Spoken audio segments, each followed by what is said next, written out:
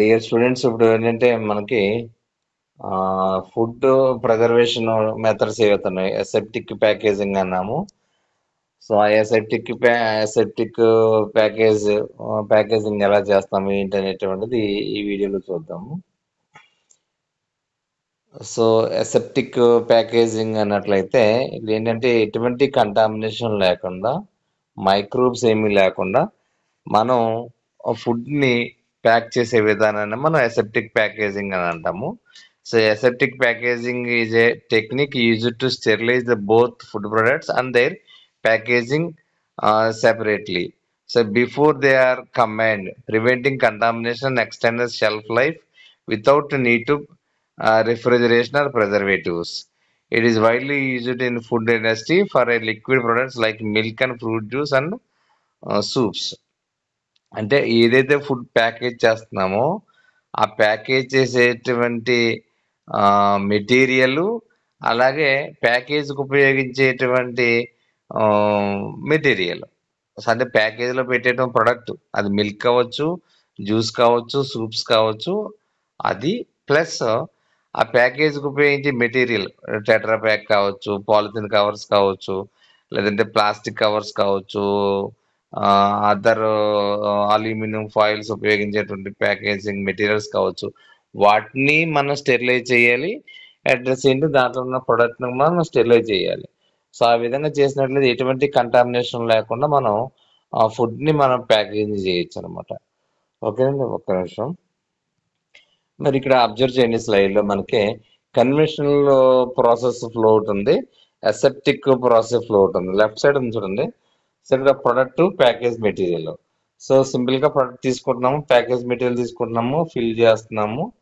ఈ పక్కన ఇటువైపు ఉన్నటువంటి దీంట్లో జరిగేటువంటి ప్రాసెస్ చూడండి. సో ఫిల్ చేస్తున్నాము, తర్వాత సీల్ చేసాము, రిటర్న్ ప్రాసెస్ చేసాము, కూలింగ్ చేసాం, స్టోరేజ్ చేసాం, డిస్ట్రిబ్యూషన్ చేస్తాం. అలాగే ఈ పక్కన చూసినట్లయితే మనకి అబ్జర్వ్ చేయండి, ప్రొడక్ట్ మనం హై టెంపరేచర్ మనకి దగ్గర ప్రాసెసింగ్ చేసాం, హెచ్టిఎస్టి ప్రాసెసింగ్ అంట. అలా ప్రాసెసింగ్ చేసిన తర్వాత అంటే హై టెంపరేచర్ షార్ట్ టైం అనమాట హెచ్టిఎస్టి అంటే. ఆ ప్రాసెసింగ్ చేసిన తర్వాత కూలింగ్ చేసాము, ఫిల్ చేస్తున్నాము. ఈ పక్కన ప్యాకేజ్ మెటీరియల్ కూడా మనం స్టెరిలైజ్ చేస్తున్నాం. ప్యాకేజ్ మెటీరియల్ స్టెరిలైజ్ చేసి రెండాటిని కలిపి మనం ఫిల్ చేసిన తర్వాత సీల్ చేస్తాం, స్టోర్ చేస్తాం, డిస్ట్రిబ్యూట్ చేస్తాం. సో అసెప్టిక్ ప్యాకేజింగ్ అంటే ఈ విధంగా జరుగుతుంది. ఇదేమో కన్వెన్షనల్ ప్యాకేజింగ్. దీంట్లో ఎలా చేసినట్లయితే మనకి ఎక్కువ కాలం నిల్వ ఉండదు ఇది కన్వెన్షనల్ ప్రాసెస్లో. అలాగే స్టోరేజ్కి రిఫ్రిజిరేటర్ ఉపయోగించవలసి వస్తుంది. తర్వాత కంటామినేషన్ ఎక్కువ జరగడానికి అవకాశం ఉంటుంది. ఈ అసెప్టిక్ ప్రాసెస్లో ఫ్లోలో మనకి ఈ ఎక్కువ రోజు నిల్వ ఉంటుంది, ప్యాకేజింగ్ కూడా సేఫ్టీగా ఉంటుంది అన్నమాట. ఓకేనండి. సో ఇప్పుడు మనం ప్రాసెస్లోకి వెళ్దాం ఒకసారి.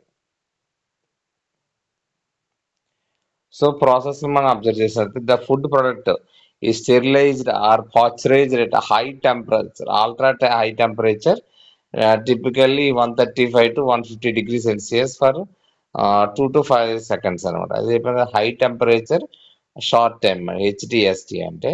సో 135 150 డిగ్రీ సెంటిగ్రేడ్ దగ్గర 2 to 5 seconds మాత్రమే దీన్ని ఆ టైం మాత్రం ఉంచుతాము. తర్వాత ప్యాకేజింగ్ మెటీరియల్ ఈ sterilised using heat and chemical treatment are radiation. Packaging materials ఏవైతున్నాయో పాలిథిన్ కావచ్చు, ప్లాస్టిక్ కావచ్చు, స్టీల్ కావచ్చు, అల్యూమినియం కావచ్చు, వాటిని కూడా కెమికల్ కానీ రేడియేషన్ కానీ హీట్ ఉపయోగించి వాటిని కూడా స్టెరిలైజ్ చేస్తాం. A sterile food is filled with the sterile packaging under the aseptic conditions in sterile environment. So అక్కడ ప్యాకేజింగ్ ఎన్విరాన్మెంట్లు కూడా స్టెరిలైజ్ చేసి అయితే హైజెనిక్గా ఉండి ఎటువంటి కంటామినేషన్ లేకుండా ఉండాలన్నమాట. So advantages, prolong the shelf life of food without need of refrigeration చెప్పాను మీకు. ఇది టెట్రా ప్యాక్ అనేటువంటి దానికి ఎగ్జాంపుల్గా చెప్పుకోవచ్చు ఇది అనమాట. సో పాలు చూడండి, టెట్రా ప్యాక్లో మనం స్టోర్ చేసినప్పుడు ఎక్కువ కాలం రిఫ్రిజిరేటర్ అవసరం లేకుండా మనం స్టోర్ చేసుకోవచ్చు. So maintenance of nutrition and sensory quality of food better than traditional preservation methods. So దాంట్లో న్యూట్రిషన్ క్వాలిటీ కానీ ఇవి కానీ మనం ఎటువంటి వాల్యూస్ పోకుండా నిల్వ చేసుకోవచ్చు అనమాట. And reduce use of preservations. So ఎక్కువగా నిల్వ ఉండడానికి అసెప్టిక్ కండిషన్ ప్యాకేజ్ చేస్తే ఎటువంటి ప్రిజర్వేటివ్స్ మనం ఉపయోగించకుండానే నిల్వ చేసుకోవచ్చు అనమాట. So ultra high temperature milk UHT అంటే సో అలాగే fruit juice, tetra pack cartons, so soups, sauces, liquid eggs ఇవన్నీ మనం వీటికి ఎగ్జాంపుల్గా చెప్పుకోవచ్చు. So radiation, IR radiation, non thermal food preservation technique that use to ionise radiation, destroy the microorganisms and pests and parasites to inhibit the sporting in some food. It can also delay the ripening and extend the shelf life of the fruits and vegetables. So కొన్ని fruits and vegetables కి సంబంధించి ఈ I radiation మనం ఉపయోగిస్తాము. So ఈ radiation లో ఏంటంటే gamma rays కానీ, తర్వాత ఎక్స్రేస్ కానీ, ఎలక్ట్రాన్ బీమ్స్ కానీ మనం ఉపయోగించడం జరుగుతుంది ఈ రేడియేషన్ మెథడ్ లో. దీన్ని ఉపయోగించి మనం మైక్రోబ్స్, పెస్ట్, పారాసైట్స్ ని వాటిని మనం కంట్రోల్ చేసుకోవచ్చు అనమాట.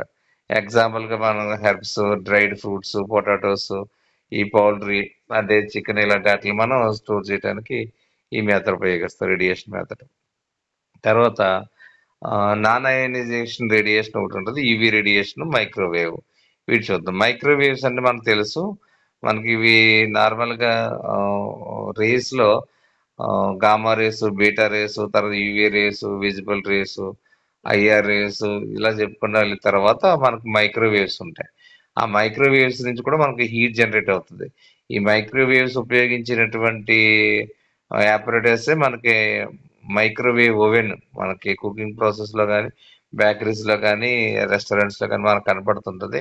అప్పటికప్పుడు హీట్ చేసి ఇస్తాడు చూసారా, వేవ్స్ ఓవెన్స్ ఉంటాయి కదా, మైక్రోవేవ్ ఓవెన్స్, అవి మైక్రోవేవ్స్ ఉపయోగించేటువంటి యాపరేటర్స్ అనమాట.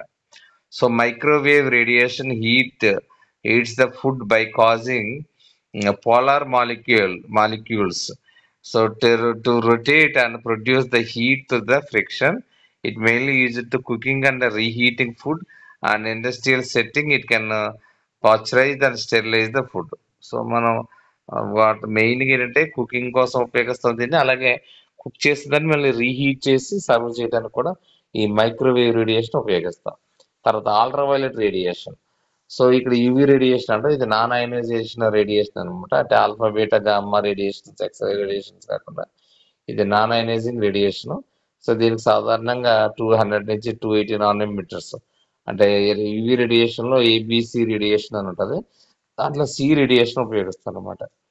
అంత ప్రమాదకరమైన రేడియేషన్ కాదు ఇది, కానీ యూవీ రేడియేషన్ అన్నప్పుడు సాధారణంగా మనం జాగ్రత్తగా ఉండవలసిన పరిస్థితి. So most effective and microwave inactivation అనమాట.